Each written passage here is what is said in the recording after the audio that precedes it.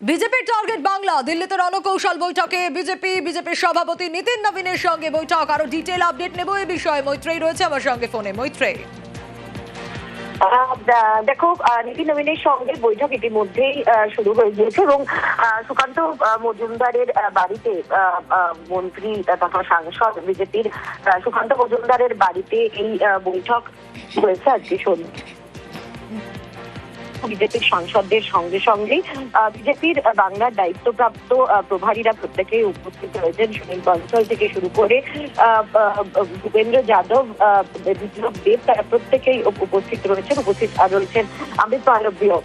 এবং এই বৈঠকে মূলত বঙ্গ বিজেপির আগামী দিনের রণকৌশল কি হবে, বিশেষত নির্বাচন সামনে আসছে এবং এসআইআর ইস্যুতে, এবং তারপরে সাম্প্রতিক বাজেটের পরেও যেখানে কিছুটা হলেও চাপে রয়েছে বিজেপি, সেই জায়গায় কি রণকৌশল হবে তা নিয়ে বিস্তারিত বৈঠক সাংসদদের সঙ্গে করছেন নবনিযুক্ত সর্বভারতীয় সভাপতি নীতিন নবীন। এবং এর আগেও যখন 2021 সালের আগেও কিন্তু দেখা গিয়েছিল, তখন তৎকালীন সর্বভারতীয় সভাপতি ছিলেন জেপি নাড্ডা, তিনিও কিন্তু এরকমই বঙ্গ সাংসদদের সঙ্গে নিয়ে বৈঠক করেছিলেন এবং তখন তাদেরকে বেশ কিছু দায়িত্ব ভাগ করে দেওয়া হয়েছিল। এবার দেখার যে এই বারের এই যে বৈঠক আজকে নীতিন নবীন করছেন সর্বভারতীয় সভাপতি বিজেপির, তিনি সাংসদদের জন্য কি বাড়তি দায়িত্ব তুলে দেন।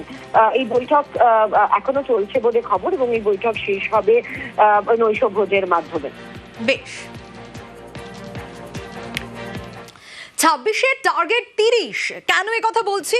প্রতি বুথে নাকি 30টি করে বাড়তি ভোট পেলেই কেল্লাপথে, দাবি বিজেপি সাংসদ সুকান্ত মজুমদারের। আর সুকান্তর এই ফর্মুলায় কটাক্ষ করেছে তৃণমূল।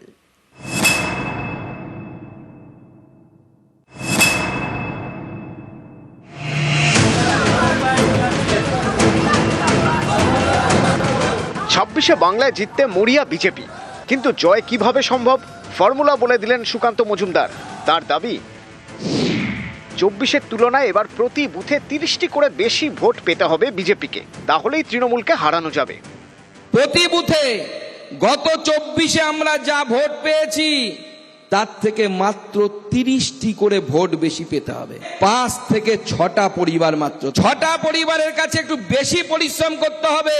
আর 6টা পরিবারের ভোট এবার পদ্ম ফুলে দেয়া করাবো।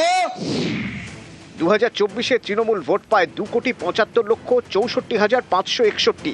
বিজেপি ভোট পায় 2,33,27,249। অর্থাৎ তৃণমূল এগিয়েছিল 42,37,212 ভোটে, প্রায় 43 লক্ষ ভোটে। আমাদেরকে পার করে পশ্চিমবঙ্গে সরকার গঠন করতে হয়, আমাদের দরকার 22 লক্ষ ভোট, আর আমাদেরকে বাড়াতে হবে।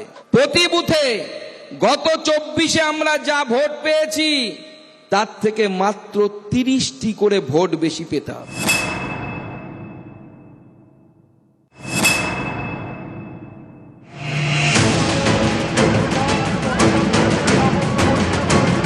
লোকসভা ভোটে তৃণমূল বিজেপির ভোটের ফারাক প্রায় 43 লক্ষ। সুকান্ত মজুমদারের হিসেব, এই ফারাক মেটাতে প্রতি বুথে 30টি করে বেশি ভোট পেতে হবে বিজেপিকে। পশ্চিমবঙ্গে প্রায় 80,000 বুথ, প্রতি বুথে যদি 30টা করে বেশি ভোট পায় বিজেপি, তাহলে তাদের 24 লক্ষ ভোট বাড়বে। সুকান্ত মজুমদার বলেছেন 22 লক্ষ ভোট বাড়াতে, তাহলেই নাকি কেল্লা ফতে। কিন্তু কিভাবে? বিজেপির 22 লক্ষ ভোট বাড়লে তৃণমূলের 22 লক্ষ ভোট কমবে। ফলে 24-এর লোকসভা ভোটে তৃণমূল যে প্রায় 43 লক্ষ ভোট বেশি পেয়েছিল, সেই ফারাক মুছে যাবে। তৃণমূল এগিয়ে আছে 42,43,102 ভোটে, মানে প্রায় ধরে নিন 43 লক্ষ ভোটে। 43 লক্ষ ভোটকে যদি আমাদেরকে পার করে পশ্চিমবঙ্গে সরকার গঠন করতে হয়, আমাদের দরকার 22 লক্ষ ভোট, আর আমাদেরকে বাড়াতে হবে। 80,000 বুথ, বেরোবে হচ্ছে 27 দশমিক কিছু, আমি ধরে নিলাম 30। প্রতি বুথে গত 24-এ আমরা যা ভোট পেয়েছি তার থেকে মাত্র 30টি করে ভোট বেশি পেতে হবে। 5 থেকে 6টা পরিবার, মাত্র 6টা পরিবারের কাছে একটু বেশি পরিশ্রম করতে হবে। আর 6টা পরিবারের ভোট এবার পদ্ম ফুলে দেয়া করাবো। মমতা বন্দ্যোপাধ্যায়ের খেল খতম, পয়সা হজম। কথার জাগলারি। সমুদ্রের পাড়ে বসে অনেকে বালির ঘর বানায়, একটা করে সমুদ্রের ঢেউ আসে, সেই বালির ঘর ভেঙে যায়। বিজেপির এই হিসেব নিকেশ হচ্ছে সমুদ্রের ধারে বসে বালির ঘর বানানো। একটার পর একটা ইলেকশন আসবে, একটার পর একটা ঢেউ আসবে, বিজেপির বালির ঘর চুরমার। আরে আপনি 6টা বলছেন, আমরা বলছি 6 × 3 = 18টা। বিজেপির থেকে এবার বেরিয়ে যাওয়ার পার বুথ রেডি হয়ে আছে, বিজেপির ভোটটা কমবে। নিউজ 18 বাংলা। বিজেপিকে জিতিয়েই বাংলা ছাড়বেন দাবি পদ্ম নেতা বিপ্লব দেবের। হেরে যাওয়া রাজ্য গ্যারেজ পোস্টিং, পাল্টা কটাক্ষ কুণাল ঘোষের।